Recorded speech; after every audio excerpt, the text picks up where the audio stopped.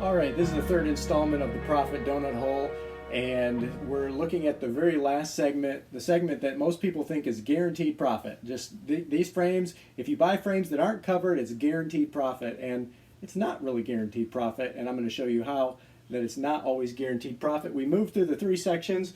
We moved through the first section of profit, the section of sporadic or no profit, and then into this third realm of covered, not covered frames, which most people think are always profitable, but we have to be cautious. Yes, buying boutique frames, yes, buying high-end frames, oftentimes it's guaranteed profit, but sometimes it's not.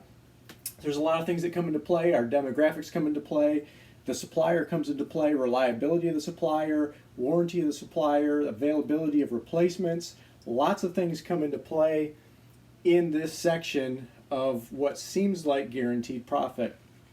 So as we look at some of these here, in our last example, what we said was, well, say we pay $100 for a frame, we mark it up by 3, that's $300.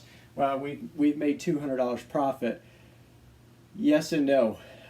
Walked into an office the other day, walked past a table of frames, a lot of frames, probably 50, 60 frames on this table that they were clearancing down to $50 a piece.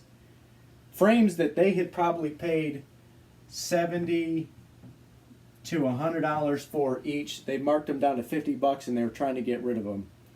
So they're taking a loss on 50 to 60 frames that they couldn't sell, that some vendor wouldn't take back.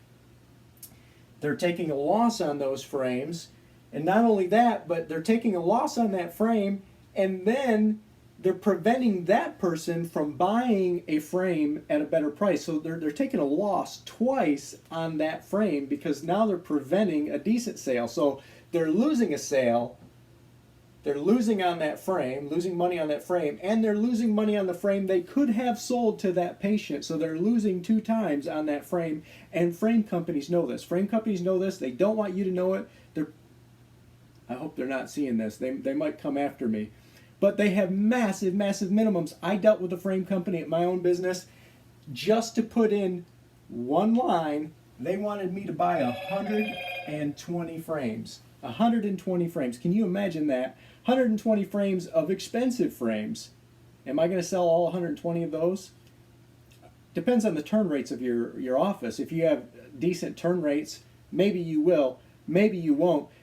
Maybe you're stuck with a whole table of 50 to 60 of these frames that you're taking a loss on. So yeah, you made money on 5, maybe a dozen of them, and you're taking a loss on 50 to 60 of them. But not only that, that's 50 or 60 more patients that you're preventing from buying this frame that's making you money because you're offering them this frame at a loss. You're losing 2 times, and what is your profit then? Is it still $200 on this frame? On that sale? No, it's negative. Negative profit.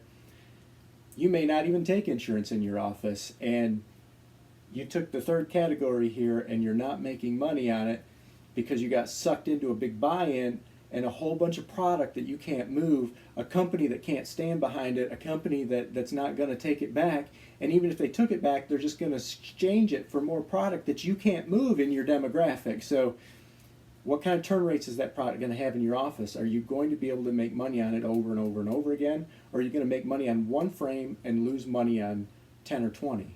Because many of these have that size buy-in. There might have been 3, 4 frames you fell in love with in that collection, but now you're stuck with 20 others that you're going to take a loss on. You're going to put them on a table out front in the front of your office. You've seen them, places, they've got these tables out front full of frames.